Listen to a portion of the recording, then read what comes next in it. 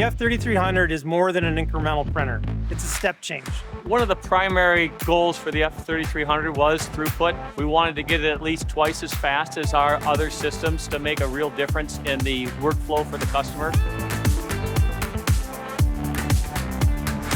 After listening to a lot of our production customers and what they want to do and where they see FDM going, the big value they're going to see with this printer is lowering their cost per part.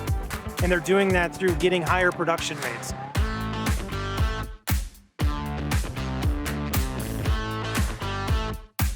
We have multiple extrusion heads. If you have a failure, you can load a redundant tool and continue your print.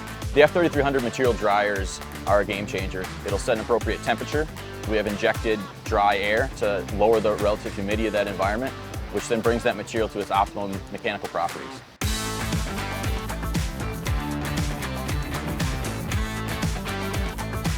The F3300 is by far the most sophisticated FDM system we've ever made.